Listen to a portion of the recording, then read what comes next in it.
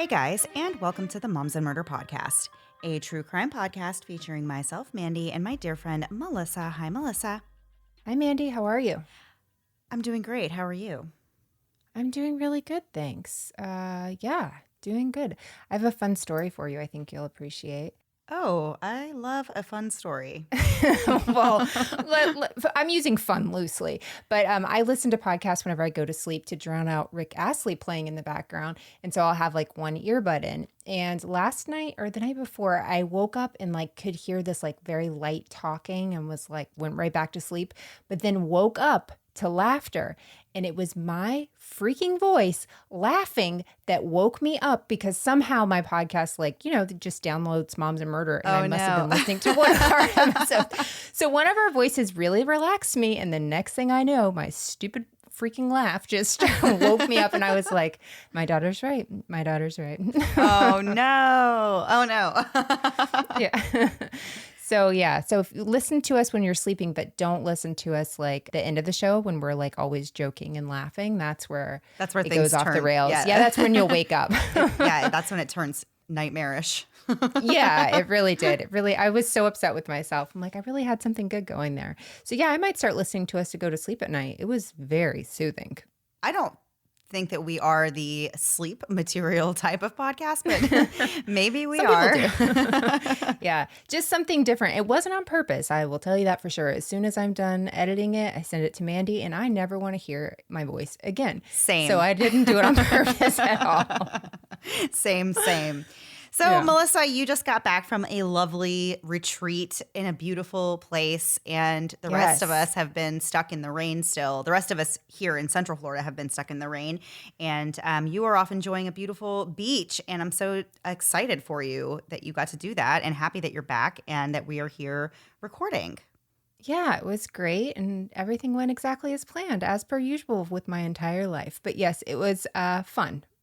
Parts of it were not, but parts of it were good. It was beautiful, and we stayed in Siesta Key, which is really, really gorgeous. There's an MTV reality show that's based in that town. That's not why I went there, but it is. Yeah, and guess what? They were recording when we were there. No they lie. weren't. I will send you the picture. Yep, they No absolutely were. Yeah, I thought people were coming down to see I'm the sunset. surprised you didn't just like barge into their film session and like wait until make you see yourself the an extra.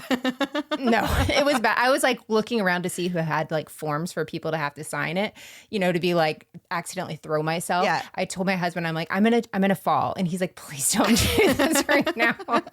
Your children are here. So I kept it together. I took some pictures. It was very obvious I was taking pictures, and but I couldn't have planned it better. I would have never done it on purpose, and I ended up being at the same place. And they were so freaking hot, like the most beautiful people I've ever seen in my life. So I very much knew that they were on a reality show. I just did not know that such a place existed in Florida. I am Gorgeous. A Florida resident, born and raised, lifelong, and I have never been to Siesta Key, believe it or not. And I feel like it's like a hidden gem because I don't hear a lot of people talking about it. Maybe I'm just living under a rock. But you're the first person I know who has gone there, and the pictures that you showed me from there looked amazing. I cannot believe that it's somewhere I've never been. And I love going places. Yeah, but I feel like you and I normally do the Atlantic. Yeah. And it's Gulf Coast. So I think that's probably the difference. So you're used to doing all the Atlantic beaches. And me too. And I've had family from the area. So I've been there before, and I forgot how beautiful it was. So it's the #1 beach in the U.S., apparently. And I didn't know that either, but I totally believe it. So if you're in that area, I'm very jealous. It's so beautiful there. Yes, I am super jealous of your trip. I actually have my own beach vacation coming up soon, so I'm looking forward to that as well. But yeah, your pictures gave me all the pre-vacation vibes. Is that how you would say that? Yeah, I think so. The best part is I had my sunglasses squinted up to my eye, my hat on, and I just took the picture. Like I couldn't even see, whenever it's like so bright outside, you can't see anything. I just like took like 7 pictures. And then I looked at it. I'm like, oh my gosh, it's gorgeous. And like, there was no like setting up a shot or anything. I literally could not see taking the pictures and was like, oh, here's one that turned out really well. So it's just beautiful. That's how pretty it is. Even I couldn't screw up a picture. Yeah. Well, there you go. All right, so we'll get right into the episode for this week. Scorned lovers are a common theme in true crime, and we've discussed many a case where an affair or a love triangle has gone horribly wrong and ended in murder. Of these cases, there are always different circumstances. Sometimes it's an angry spouse that kills their unfaithful other half, and sometimes it's the lover that kills the spouse of their love interest. And sometimes, in more rare cases, someone will actually kill their own lover in a fit of jealous rage. As we've seen time and time again, investigators are usually pretty quick at figuring out that there was an affair or some kind of romantic drama that preceded the murder, and they can identify their suspect pretty quickly. But in today's story, a very eligible bachelor was found brutally beaten to death, and investigators realized that any number of women could have been responsible. Lance Herndon was a man who had it all. By the time he was in his late 30s, he'd accomplished the kind of success that most people can only dream of. Born and raised in New York, Lance was always bright and driven. He received his master's degree in computer science from the City University of New York, and eventually Lance moved south to Atlanta and began a life for himself there. In 1980, things began to really take off for him when he founded Access Inc., which was a computer consulting firm. This company boomed. 16 years later, in 1996, the company was selling $3 million annually and employed 47 people. Lance's company acquired some pretty huge clients like Coca-Cola, the City of Atlanta, the Atlanta Committee for the Olympic Games, and the Fulton County government, to name a few. So Lance and his company were definitely what you would consider well-known around the Atlanta area. Eventually, his financial success earned him a sprawling mansion in the very exclusive and posh Northcliffe subdivision of Roswell, which we've talked about before on the podcast. This is just outside of Atlanta, where pretty much all the wealthy people in the area live. This is the kind of neighborhood where everybody has a perfectly manicured lawn and there's guarded gate access to get in. And Lance wasn't just successful financially. He was successful in romance, and he loved to lavish women with his affection. Lance had definitely been through his share of heartache, though. By 1996, he'd been married and divorced 3 times already, but the most recent marriage had just ended in January of that year. Lance and his third wife, Jeannie, married in 1989 and had a son together. But according to Jeannie, the couple really struggled throughout their entire marriage due to Lance's infidelity. After the couple got divorced, Lance continued to pay the majority of Jeannie's living expenses and financially supported both her and their son, Jay Harrison. But Lance wasn't lonely for long. He always had a way with the ladies, and it was no different after this divorce. Lance entertained several women, and he wasn't always upfront with them that he wasn't really looking for a serious relationship and that he was also seeing other women. Lance had some romantic interests that he'd known for a while and others that he had met more recently. Lance had been involved with one woman named Lacey for quite some time, and she was one of the few women who knew that Lance went on other dates and had other relationships. But Lacey really didn't care. She liked being Lance's number one girl. Other women who knew about Lacey were jealous of the relationship that she had with Lance because he did seem to favor her in some ways. He did care for her, but he really wasn't ready to try and settle down again. Although Lance did like the company of different women, he never treated them poorly. He really just enjoyed spending time with them and treating them well. He just really liked to have a lot of them. In some cases, though, the women would get more attached than Lance wanted, and things could get a little sticky. But all in all, Lance was a very respectful and respected man in his community, and it really goes without saying that there were many women who had their eye on him. And that's because he really was something special. Over his career, Lance received many awards, including Outstanding Business Achievement, Atlanta's Business League's Entrepreneur of the Year, and he was even a finalist for Georgia's Entrepreneur of the Year, plus the Minority Small Business Person of the Year award. He was also recognized by President Bill Clinton with the Minority Entrepreneur of the Year award. I would like everyone to know how hard it is to see entrepreneur that many times in a row. You're doing great. You're doing great. And George Bush also recognized Lance's company, Access Inc., as the National Service Firm of the Year. That's one I can say. In 1995, Lance became a presidential appointee to the White House Conference on Small Business. Lance poured his heart and soul into this company, and he used the fruits of his labor to help uplift his community. He donated time and money to the United Negro College Fund, the NAACP, and the Atlanta Business League. Lance was a member of the Black Business Association, as well as a board member of the Community Reinvestment Committee of Nations Bank of Georgia. This is just a side note here that I was thinking about when I was reading about all of his accomplishments and all these things that he was recognized for. You hear this sometimes with people, of course, who are very, very successful, and I'm always in awe when I see all these titles and these roles that it's just one person that is doing all of this. It's just really incredible to think about somebody having this much success, that they have their hand in so many amazing things. Yeah. So Lance was very praised in the Atlanta area. The Atlanta Voice said that he was not only an astute businessman, but also a role model for young African Americans. Lance really loved kids, and he spent a lot of his free time with young kids, and he would take them to Six Flags or to a museum. He really just wanted to help make sure that children had every opportunity to advance themselves. He was very close with all the young people in his life. Lance's 16-year-old neighbor, Lindsay, thought of Lance as a father figure. He always gave her a summer job, and he attended every one of her dance recitals. Lance's friends described him as being giving, loyal, dedicated, unselfish, thoughtful, caring, sensitive, dependable, and just plain good people. He never wanted to be in the spotlight. His accomplishments really weren't about getting recognition for himself. He genuinely cared about the things that he invested in, and he wanted to share his success with the community. Atlanta Mayor Bill Campbell considered Lance a friend who he highly respected. As busy as Lance was, he did try to make time for things that he enjoyed himself, such as cars, traveling, flying, and racquetball. He loved to go on trips, and he always wanted to take somebody along to experience it with him, which is a very me thing as well. I love going places, but I also want people to come with me because what good is it to see amazing things if nobody's there to see it with you? I mean, maybe some people like doing things alone. There's nothing wrong with that either, but I love to experience things like with other people, new things or beautiful sights or whatever. It depends. I'm in the depends category. I get the appeal, but also like mama needs some quiet. So it can go either way for me. But yeah, seeing something, like experiencing something, I don't want to be by myself to do. But like a night away, just no one talk to me. I want to be by myself. Yeah.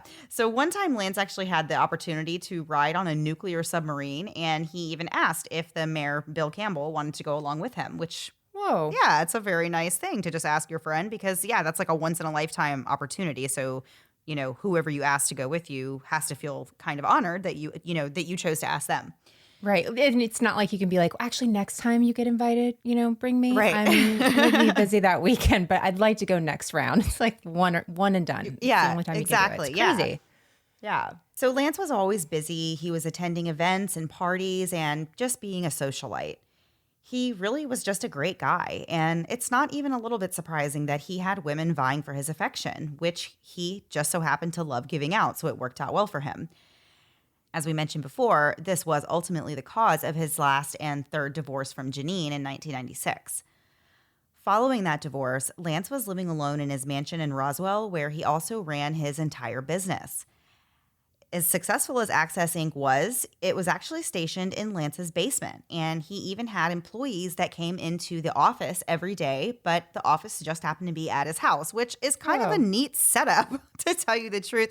And I feel like it's very 2021 that everyone just has home offices now, but he had employees that came to his house. In the 90s. Yeah, they would just come let themselves into the basement, every morning like they were going to the office, and he would just come down, I assume, in his robe and slippers and say good morning to everyone. I don't know how You're it works. describing it as Michael Scott whenever he had the Michael Scott Paper Company. His Crocs and a robe. I feel like this guy was a bit more professional. I think he definitely was. But if I were running a business out of my house and employees came over, they would just have to greet me with my fuzzy slippers and my big luxurious robe. And I would just be like, good morning, everyone. Welcome to the office. As far as Lance's daily life went, though, he kept a very strict schedule.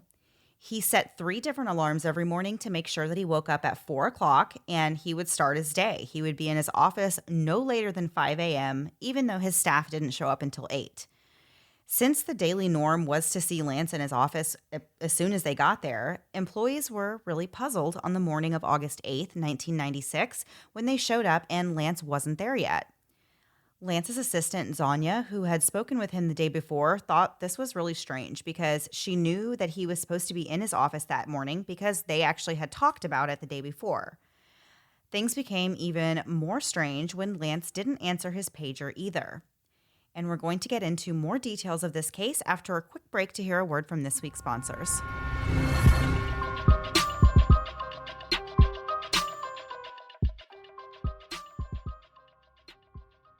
There's just something about a new piece of jewelry that can transform any outfit. Ana Luisa has amazing jewelry that feels just as unique as you are. Plus, they make their jewelry from recycled materials whenever possible. So not only do you feel beautiful in your jewelry, you also feel good about what you're wearing. And you can get it for a price that you can feel great about thanks to their 10% discount when you visit Ana Luisa, ANALUISA.com/moms and use our code MOMS. I have several holes in my ears, and by several, I mean 11, and I'm always looking for earrings to create a unique but subtle look. When I was browsing earrings on Ana Luisa, I was drawn to the Cassie style. They're a dainty, backless, kind of a reverse hoop earring with the tiniest sparkle. Even though they're small and classy, people notice the unique design every time I put them in. And that's really saying something, since they're competing with the other 9 earrings in my ears that I'm slowly filling with more Ana Luisa jewelry. And we feel great about sharing this with you guys because not only is Ana Luisa jewelry beautiful and timeless, but its fair pricing means jewelry starts at just $39. Plus, when you go to analuisa.com/moms and use our code MOMS, you get 10% off, which is really great because you'll want to check back every Friday when their new jewelry collections are released. analuisa.com/moms. Go treat yourself and your loved ones and use our code MOMS to get 10% off. We absolutely recommend them. They're a great brand making beautiful, sustainable jewelry. Go check out analuisa.com/moms. That's ANALUISA.com/moms, code MOMS. When I want a little TLC, I like to go grab some barbecue, which sounds kind of weird, right? But this barbecue place I'm talking about is 45 minutes from my house, making the journey there and back, listening to podcasts, plus the food itself, a very special treat. And Third Love stands behind my barbecue staycay and believes that you should also give yourself some TLC. That's Third Love Comfort. Third Love starts the TLC process by just making it easy. When you go to their site, you take the fitting room quiz, which is what we both took, and the quiz just asks basic questions about things like your current fit, issues you may be having, your personal style, and of course, breast shape and size. And while buying a bra you've never tried on seems a little risky, since Third Love stands behind their products, if you don't love it, exchanges and returns are free. For me, Third Love is a real bra savior. My fit is right in between cup sizes, but Third Love actually has half cup sizes, which means I'm not wearing a bra too big or too small. But now, thanks to Third Love, I'm wearing what I call my Goldilocks bra because it fits just right. You deserve some TLC. That's Third Love Comfort. Go to thirdlove.com/murder now to get 20% off your first purchase. That's thirdlove.com/murder for 20% off today. And now back to the episode. So before the break, we were talking about Lance on the morning of August 8th, 1996. His employees are showing up, but no one sees him. He's not where he's supposed to be. And so when no one can get a hold of Lance, some of his employees decide to call his mom to ask her if she knew where he might be. Lance's mother, Jackie, takes the call and then she goes over to the house. Shortly after 10 a.m., she arrives. She goes into Lance's room to look for him, thinking maybe he was still asleep. But instead, Jackie made a horrific and unimaginable discovery. She realized that the covers on Lance's waterbed were messed up and had been pulled all the way up to the head of the bed. When Jackie pulled the blanket back, she saw the naked and bloodied body of her 41-year-old son laying with his arms crossed on his waterbed. An autopsy later revealed that Lance had been hit in the back of the head with a non-fatal blow that likely disoriented him or knocked him unconscious. After that, a pillow was put over his face, and he then sustained multiple blows, possibly as many as 14, to the front and right side of his face, crushing all of his facial bones inward and ultimately causing his death. Lance's body, though, showed no signs of defensive wounds. When a housekeeper told police that she noticed that a wrench was missing from the counter, investigators confirmed that a wrench could have been the murder weapon. The crime scene itself was pretty brutal. The headboard and the wall above the bed were both covered in blood splatter. Officers noticed that a pillowcase was missing from one of the bed pillows, and they later found that pillowcase in the toilet in the master bathroom. It was also noted that all 3 of Lance's alarm clocks had been unplugged, and there was an X-rated adult video in the VCR. Lance's mansion was pretty secure and had an elaborate system in place, but according to his employees, he rarely used the security system. However, there was no sign of forced entry, so officers were thinking this was someone who knew Lance and that he let inside willingly. The fact that Lance was found nude suggested that the killer may have been a woman who was over for a night of romance. A blood spatter expert determined that whoever killed Lance was also on the bed, possibly straddling him during the assault. No murder weapon was found at the scene, or anywhere for that matter. In talking to witnesses, investigators determined that Lance was alive at 9 p.m. the night before, which at least narrowed down the time frame to happening sometime between 9 p.m. and 8 a.m. the next morning. It wasn't long in their investigation before police learned that Lance had multiple girlfriends, but one of them in particular grabbed their attention. Her name was Dion Baugh, and according to police records, she'd recently been arrested for criminal trespass outside of Lance's home only about a month before he was found murdered. They were supposed to go to court on the very same day that Lance was found dead. Clearly, there was some hostility there, which made police focus their attention on Dion. So who was Dion? She was born in Jamaica in 1967, but by the time she was 20, she was living in Atlanta, successfully working in real estate. She eventually went on to become a naturalized citizen. She worked as an executive secretary for MARTA, and she was attending Georgia State University in pursuit of a finance degree. One day in early 1996, Dion saw Lance briefly when he went into the office where she worked for business reasons. After he left, Dion asked her boss, who is that guy? And her boss said that Lance was a wealthy mover and shaker. Dion's boss also mentioned that Lance's 40th birthday was coming up in April, and he was hosting this huge fancy party that was by invitation only. There was a book written about this case I did not read, but it was written by a man named Ron Stodchill, and he drew a comparison between Lance and Jay Gatsby because of the type of over-the-top parties that Lance liked to throw, and he really was an overspender and just liked to just go all out whenever he entertained people. So anyway, Dion was very interested, more than interested, you could say, and she really wanted to find a way to get into that party and to get a closer look at Lance. Dion later called Lance's office and claimed that her boss never got a copy of the invitation to the party. Yeah. So Lance actually was the one who answered the phone when she called, and he seemed to be onto this trick. After he talked to Dion, he told his assistant Zonia that he thought Dion was trying to trick him, and they laughed about it, but he had Zonia go ahead and fax a copy of the invitation over anyway. And that's how Dion and Lance officially met. That was at his 40th birthday bash. Dion went to the party and she found Lance and started chatting him up. She really was just his type. According to friends of Lance, he liked his women a particular way, and Dion had exactly what he was looking for. They talked for a little while and they eventually exchanged phone numbers, and before long they were dating. They were meeting up for lunches and dinners together, and Lance's friends said that he could not stop talking about Dion once they met. He would tell some of his closer friends that Dion was one of the best lovers he's ever had, and that the connection he had with her was like nothing he'd ever had before. Things got serious enough quickly that Lance lent Dion a credit card and a car. He actually gave her a silver Mercedes to drive. No big deal to him since he was a car guy, as we said, and he had plenty of other cars to use, including his Porsche, a Volvo, and a Jaguar. This all sounds like a stroke of great luck for Dion, but there was just one little problem. Dion was married to another man who had no idea she was pursuing and dating Lance.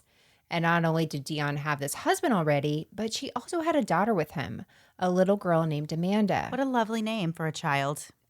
It is a lovely name for a child and adult, I would say. Either way. So Dion's husband, Sean, was a pilot that flew for Air Jamaica, and he was constantly out of the country for long periods of time. In fact, it was really the majority of the time. Sean and Amanda were actually living in Jamaica, so Dion began seeing other men while they were away. But Sean and Amanda visited periodically, and during these visits, he had no idea that his wife was carrying on this affair. That was until one day Sean comes to visit, and suddenly his wife is a completely different person. She's wearing all these expensive clothes and jewelry, and she's driving this shiny new car that he knew they didn't have the means for. So he asked her, where did this car come from? And she makes up excuses about how she needs a car for work. But Sean is still suspicious. So the tension between the couple continued to grow. Can you imagine, though, trying to pull that over on your husband? Like being like, oh, no big deal. You just have all this expensive new stuff and no explanation for how you obtained it?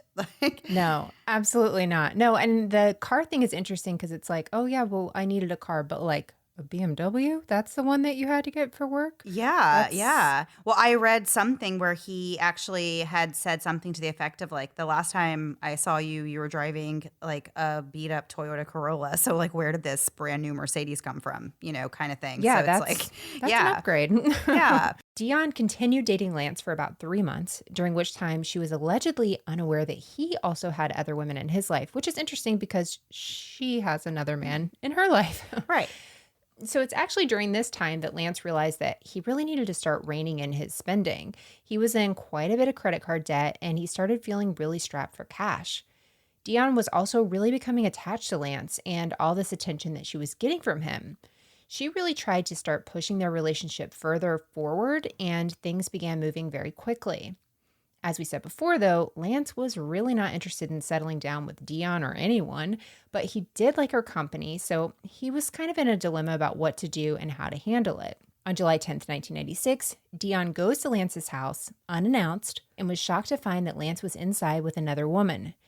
Dion was actually peering through the windows when she saw a naked woman inside of Lance's house, and she started freaking out and made a really big scene about it. So big that Lance actually called the police and filed charges for the incident. But later he paid her bail and got her out of jail and asked police to drop the charges. They didn't, but he tried. Oh, man. I'm always so interested in that whenever it's like, I called the police and then now I have to bail you out and now I have to pay for it. You know what I mean? Like, oh, my gosh. So following this arrest, Dion's husband, Sean, was officially done, and he wanted to end their relationship after their court date on August 8th. On August 4th, Sean brings Amanda to the U.S. to visit Dion and stays for about 3 days. On August 7th, Dion drops him off at the airport around 8:30 p.m. Within 20 minutes of dropping them off, Dion calls Lance and they make plans for Dion to go over there that night for a hookup. After the police learned a bit about Dion, they went right to her house to look for her later in the day when Lance was found dead. When Dion arrived home from work, there were officers at her house waiting to speak with her. When she was told that Lance was dead, she turned on the hysterics. She said that her husband had been in Atlanta that weekend and that he had exchanged some angry messages with Lance, but that she took him to the airport and he flew home with their daughter at around 9 p.m. Dion told the police that Lance had actually gone to her house that night between 9 to 10:30, and she said that he had come over to drop off a laptop for her to use as well as a credit card. The police looked into this story and determined that Dion was lying. They said they found out that Lance was at home during the time Dion claimed that he was at her house, which is always suspicious. When you say one thing that's a lie, then you know they're really going to be looking at everything that you say after that. Yeah. But in this case, it's like, why would you say that he went to there was no reason for her to say he went to my house, I was trying to figure that out too. That just... that makes even less sense because that seems like an unnecessary lie that only complicates things and doesn't help your case. Exactly. So Dion also claimed that she didn't know that Lance had other girlfriends or that he was planning on breaking up with her. At some point in their interviewing, the police spoke with Sean's mother, who's Dion's mother-in-law, who told them that she talked to Dion about the night that Lance died, and Dion said that she had stopped by Lance's house that night. Investigators were able to get a warrant to search Dion's possessions and found several documents inside of her purse that looked very suspicious and peculiar. These documents all looked like they were waiting for Lance's signature. One of the documents was stating that the car Dion was driving had been purchased by Lance and that if he died, this car would go to Dion. Why do you need a document that says this? It's just so strange. Yeah. There was another document that outlined that Lance and Dion were in a romantic relationship and that if they continued their romantic relationship and it lasted until at least July of 1998, which would be 2 years in the future, then the car would just belong to Dion, which again, what a weird thing to for your boyfriend be like, here, can you thank you for letting me borrow your car. Now sign this paper that says if you keep dating me for 2 years, it's mine. Like what? That doesn't. Yeah. I don't understand that. It makes sense in like prenups and stuff when they're like, okay, if we're married this amount of time, like you hear that with really rich, mostly housewives, where it's like, okay, if we're Right. married for 10 times, nobody has an affair, you get this, I get this, whatever. But this is a weird, like, boyfriend, girlfriend. He's letting you borrow his car. And you're Right. like, if we can run this clock out for 2 more years, it's mine. Yeah, very strange. So another document they found was Lance's purported summary of what happened the night Dion showed up at his house looking in the windows and his desires to have those charges dropped. So she was trying to get his signature, sign off on that to deal with that. So she just had all this paperwork on her that seemed like she was trying to get Lance to sign these things. Investigators also found other things of Lance's that were in Dion's possession, including a $3,500 laptop and some of Lance's jewelry that Dion had apparently stolen. Even more alarming was that Dion actually used Lance's credit card to purchase around $3,000 worth of furniture on the day that Lance was found dead. She also tried to keep the Mercedes when the police were coming around, doing their investigation. She wanted to know if she could keep the Mercedes. Just absolutely crazy talk. Crazy, crazy, craziness. And we're going to get into the rest of the story after a quick break to hear a word from this week's sponsors.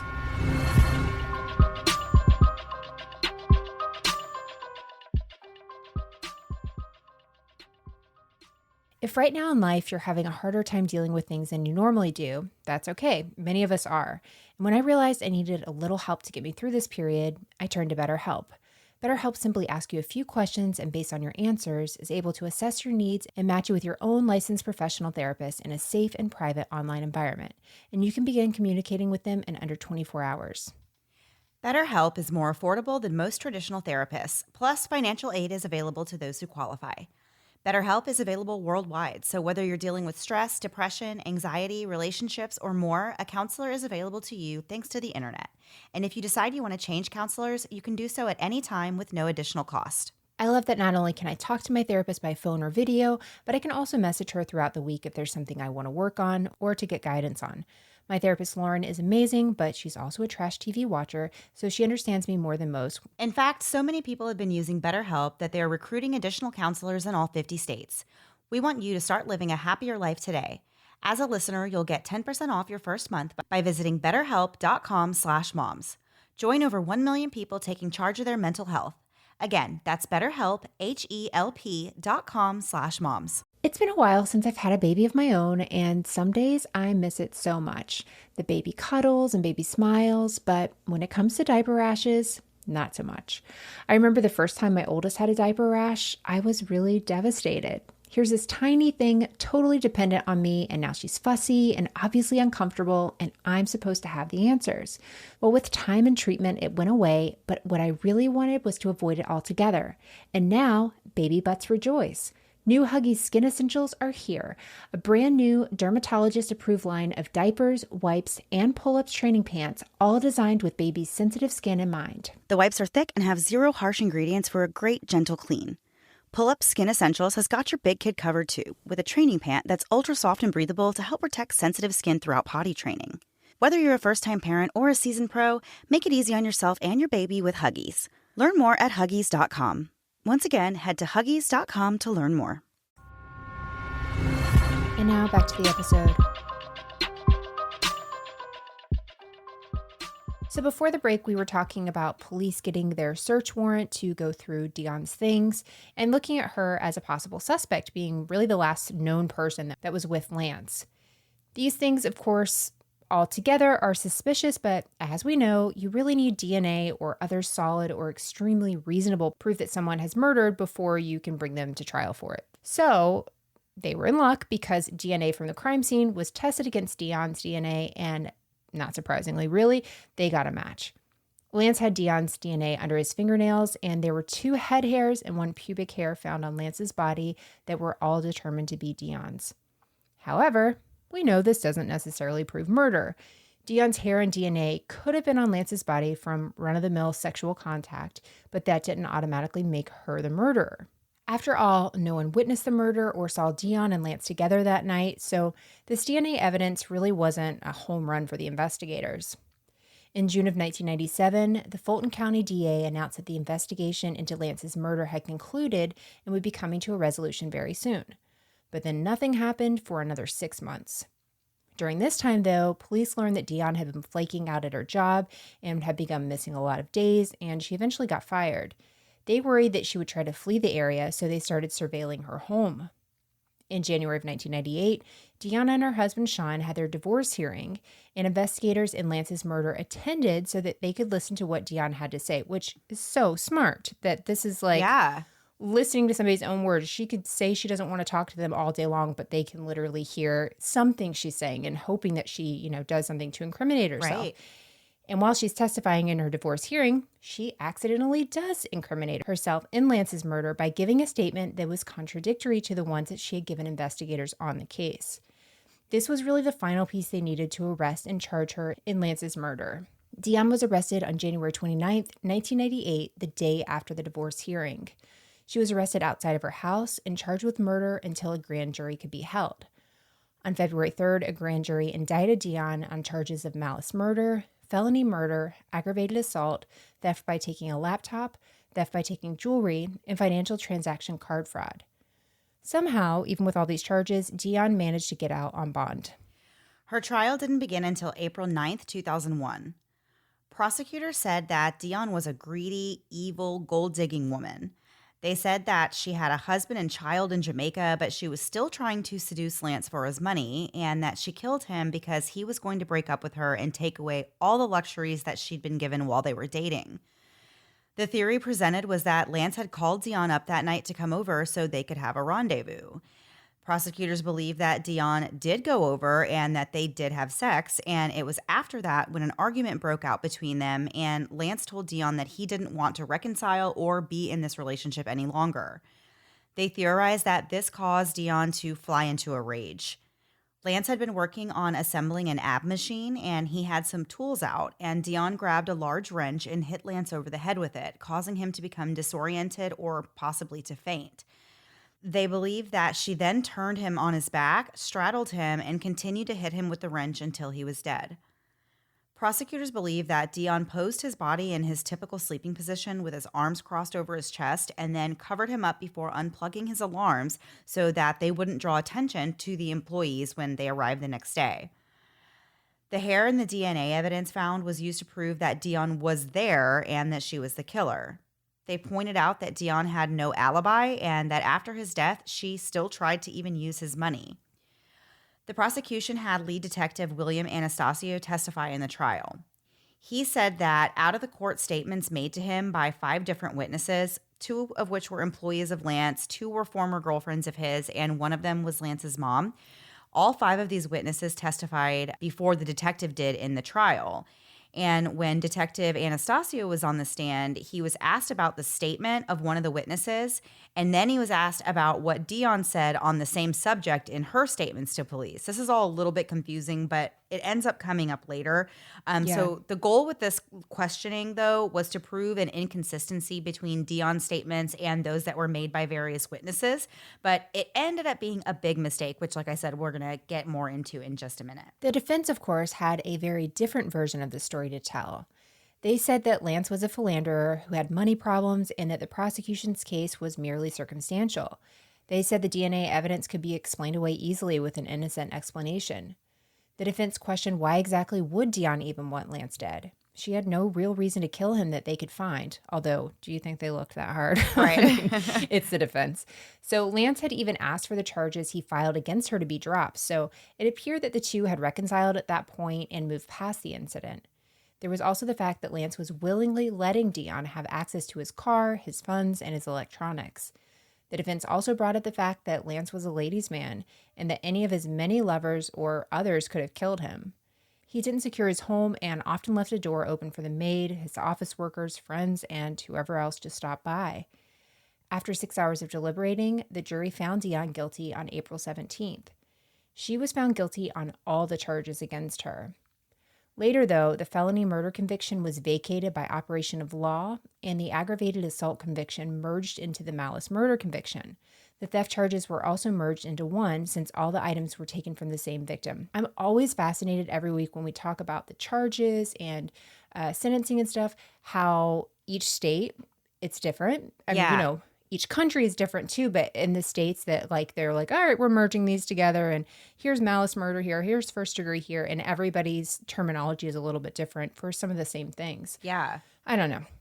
In an interesting twist, right after Dion was found guilty, it was learned that the prosecutor could not believe this, he had not paid his bar fees and technically wasn't even legally allowed to be practicing law at the time of Dion's trial. Can you imagine the secretary that was in charge of that?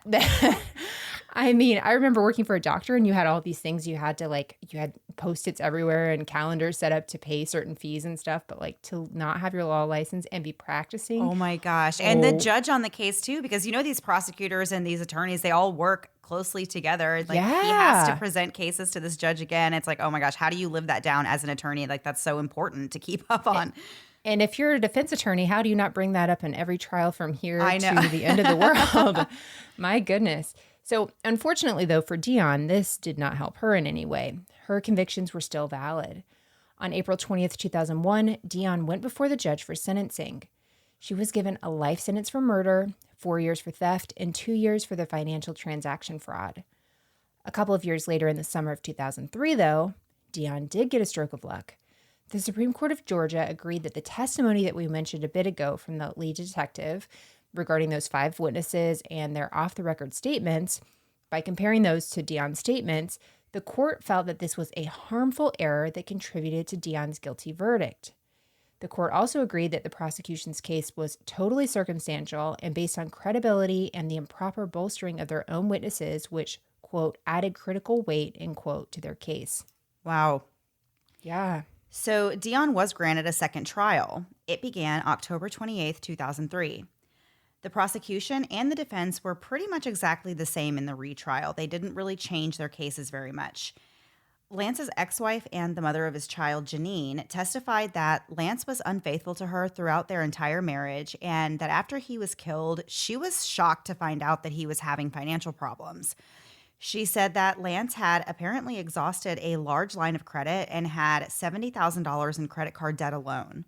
He also hadn't paid his employment tax in the last 2 years.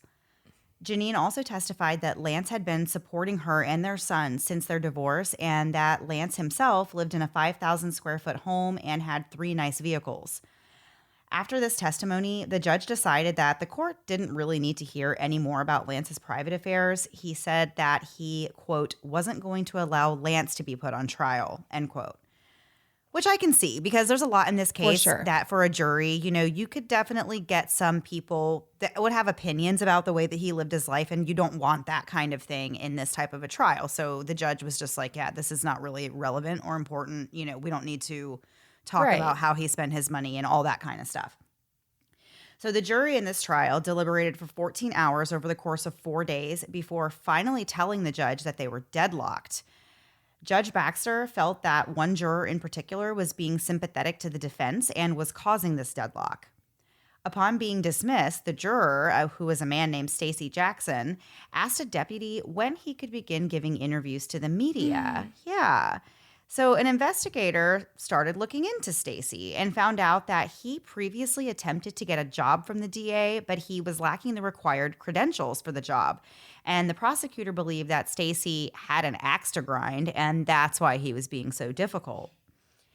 Stacy ended up being replaced with an alternate juror on the 5th day of deliberations, and they continued to deliberate for another 6.5 hours. But in the end, they told the judge that they were still deadlocked. Oh, boy. So on November 8th, 2003, a mistrial was declared. Can you imagine being on trial for murder or anything and finding out that one of the jurors possibly is just really ticked at the prosecution and is going to... That's so scary. Yeah. So everyone expected Dion to be charged and tried a third time, but the judge said he really didn't want to try this case anytime soon. Dion had not posted bail since the Supreme Court overruled her conviction, so the thought was she would sit in jail until a third trial could commence. She did end up posting bail and was put on house arrest until her third trial, which didn't begin for almost a year later.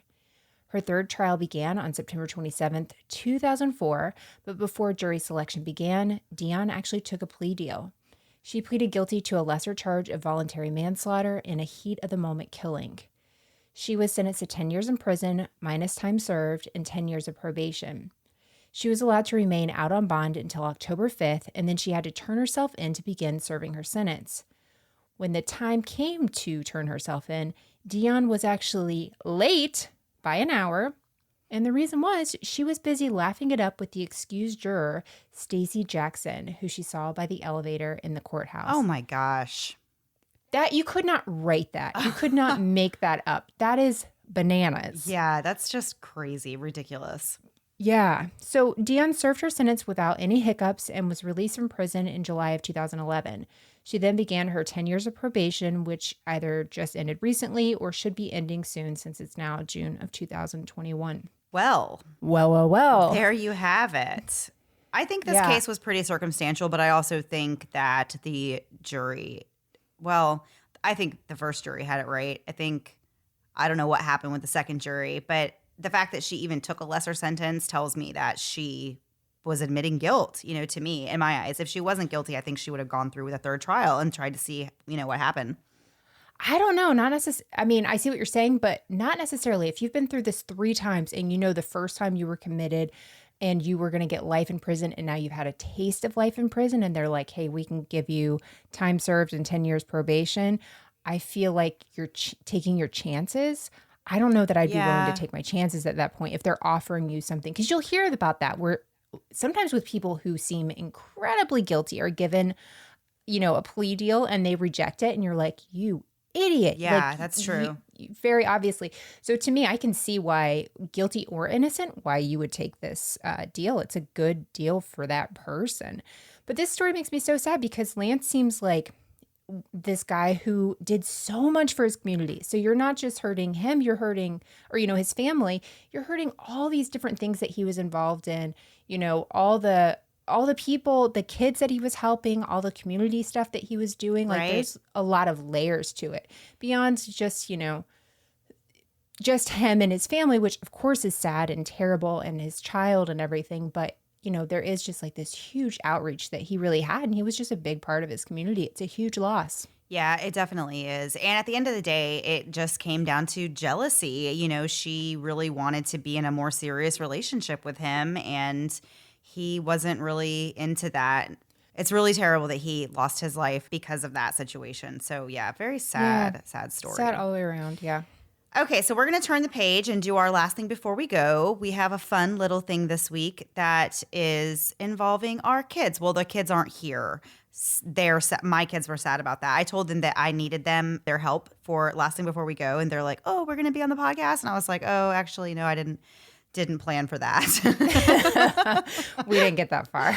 No, I didn't plan for that. So we just asked our kids some fun questions to kind of see what their answers were, and I'm excited. Well, I'm kind of excited. My kids' answers were really interesting. So anyway, we'll start with the first question that we asked our kids, and we'll say what their answers were. Okay. So first one, if our whole family lived in a zoo, what animal would each person be? Melissa, what do you got? So I only asked my son. My daughter wasn't feeling well tonight. So my son said that I would be a bunny. I would like to point out he was looking at my ears when he said that. So I don't know what happened there. He said my husband would be a zebra. And I asked him why. And he said, because he would. And I asked what he would be. He said a zebra, same as dad. And I asked about his sister, and he said a bunny with mom, but with fangs to yell with. And that also feels accurate. Oh, my goodness. Okay, so my older son said about dad, he said dad would be a bear. I guess I see where you're going with that. All right. He said I would be a leopard. And I said, why would I be a leopard? And he said, I am fast. And that's not what he said at all, actually. He literally just... Oh, I was like, wow. Yeah, no, that's not what he said. He didn't really have an explanation. I'm thinking it's because I'm fast. Yeah. At everything. Because you've now said that 3 times. So yeah, I think you really... I'm living it. I'm living it. Yeah. And then I asked what he thought his little brother would be. And he said a monkey, which is super apt. That works. Yes, that's definitely it. So my other one, my little guy, he said for his father, also bear, which I thought was interesting. I questioned them separately. And then I said, I said, what about me? And you know what he asked? Does it have to be a land animal? And I was like, no, where are you going with this? like a dolphin, mermaid? Like, what are we going here? No, he said whale. And I was like, why would you say that? Like, what about me is like that? He's only 8. He doesn't know why he says the things he says. Why do kids just roast you and burn you without 100%? Like, I just don't even get it. Yeah. But then he said his older brother would be a kangaroo. Okay. Yeah. Hey, they both got active animals for each other. That makes sense. Yeah. They're both very jumpy and climby and swingy. Well, I don't know if kangaroos climb, but I don't think they climb. They just jump a lot. Okay. So next question. What is something you're not allowed to do, but you wish you were? Okay. My son said, jump out the window. Didn't know we had rules against it, but I'm glad he knows he shouldn't do it. Wow. Nice. Yeah. So my older son said, stay up as late as I want, which Of course. Yeah. And my little guy said, take walks and ride bikes and stuff without adults. So I was like, what does that mean? Yeah. He said he wishes I would just let them go like roam the neighborhood like I used to do at their age, but I don't let them do that. So apparently he wishes I did. Oh, or he just wants alone time. He's like, if I could just take a walk by myself, everybody would leave me alone. Get away from this kangaroo around me. Right. Okay. Next question. What is the worst chore and why? Cleaning my room, and I need to because it takes ages and I don't want to run outside. So I don't know how to translate that. I'm like writing it down, dictating it, and reading it back to myself. I'm like, no, that's actually what he said. Okay. Oh my goodness. Hey, I feel it. I feel that for sure. Well, I know when I'm trying to clean my room, sometimes I just want to run outside. So I get it. True. Maybe that's where he's going. Yeah. Okay. So my older son said the worst chore for him is dishes because he doesn't like smelling the food and touching wet stuff. He totally gets this from me. I think I've even talked on the podcast before about how I have this whole thing about like touching a kitchen sponge or like anything wet. I don't like anything in the sink. Like, ew, gross. If there's like, oh my gosh, it makes me like, my daughter's the turns same me way. green. If I even look in my sink and see like soggy or like, cause sometimes my younger one will just throw like a bowl of cereal in there and like some of it will get out. And so then it like sits there and it's just like, by the time I go to the kitchen and look, it's soggy, like a mess. Mm-hmm. Oh, I just can't. I can't. Yeah, I know. My daughter's like, I will do the bathroom. Just don't make me put the dirty dishes away. She's like, I'll unload them. I'll do anything, but please don't. And she like has a physical response to it. So I'm like, all right, well, good luck, but now I know your punishment if things go awry because this is the thing you hate the most. Yeah. Well, funny. So that's my little guy says that cleaning the bathroom is his worst chore because he says it takes a long time and because mommy always leaves her stuff on the counter. And that is so true. I am so sorry to my poor kids for that. But right now we're down to one bathroom. We're like working on remodeling our master bathroom. And so we're all in one bathroom. And it has been a very fun time having a family of 4 in one bathroom. So so my stuff has kind of taken over one like part of their sink and vanity area. And my little one does not like that. He's always telling me, he's like, put your makeup away, put your this away. So he doesn't like cleaning the bathroom because my stuff's in the way. I do move it out of the way though. Like whenever he's cleaning, obviously I don't want him touching my makeup. So I know. I don't want it to break. I'm going to put it up. Yeah. Yeah. Okay. So let's see. Next question was describe your perfect day. Today. And when I asked why, which P.S. No, my son will say that about everything. Remember, he's gotten blood work done and he'll say like, oh, today's my favorite day. And he hated it and screamed and hid under a thing. So he said today, and I said, why? And he said, because I just figured out how to go to the moon without mods on Minecraft. So Minecraft fans, you'll get why that's a big deal. Yeah, nice. So my kids, they just basically told me what they wanted to eat on their perfect day. I like it. Yeah. So my older son said he wants to eat bacon and eggs for breakfast, go to a theme park, eat tacos for lunch, ribs for dinner, and stay up all night playing video games. Honestly, I can get behind that one. Yeah, he minus loves the it. Tacos, we'll switch it. Yeah. Yeah. And the little one said he wants a smoothie for breakfast. Of course he does. They're so opposite. I know, they're so opposite. He wants a smoothie for breakfast. He wants to go to the water park, have Chick-fil-A for lunch, a hamburger for dinner, and then he wants to go to the store and buy a bunch of candy. Wow, he really changed his tune at the end there. Yeah. I like it. As a mother, those are pretty easy, perfect days to pull off. So yeah, I'll keep that in mind. There you go. I know. Okay, last question. If you had to pick a color and only eat food that was that color, what color would you pick? Okay, my son said green, and that's not surprising at all because he wanted to have lime popsicles. He's obsessed with these lime popsicles. Yeah. Ooh, so I asked him, I'm like, okay, but what else? Like, what about vegetables? And he said, 0.1 no, only lime popsicles. And seeing as he pretty much lives off of those anyway, I would say that's about right. Yeah, that makes sense. Nice. So my older one said red, and then his examples of things that he would live on that are red are strawberries, steak, which I love that he... I was about to say, does he have steak on there? Because that is smart. I'd add that one He does, too. yeah. Steak, pepperoni, and Italian ice. Okay, I can eat with him. Those are his things. So my little one shocked me by saying that he would choose brown. So I was like, what's brown that you would eat? Chick-fil-A chicken tenders, hamburgers, and chocolate. I mean, he could really make a smoothie that way too. He's really got his whole perfect day. Does, brown. He does. He's all about Chick-fil-A chicken tenders and hamburgers right now, apparently. So, yeah, I'm with him. Yeah. So that was our Q&A for our children. I thought it was pretty funny. There was a little list that Melissa sent me that had like 100 questions that you can ask your kids to get like some fun answers. And there were some really good ones on there that were a little deeper that like I want to ask my kids, but like not have the pressure of having to reveal what they said on the podcast. Can you imagine? Yeah, I know. There was my some kid I wants saw. to jump out a window. Yeah. I know. So they were really fun. That list of questions, maybe I can post those. Yeah, post them on social media, on Facebook and Instagram and stuff, and tell us what your kids say. Yeah, perfect.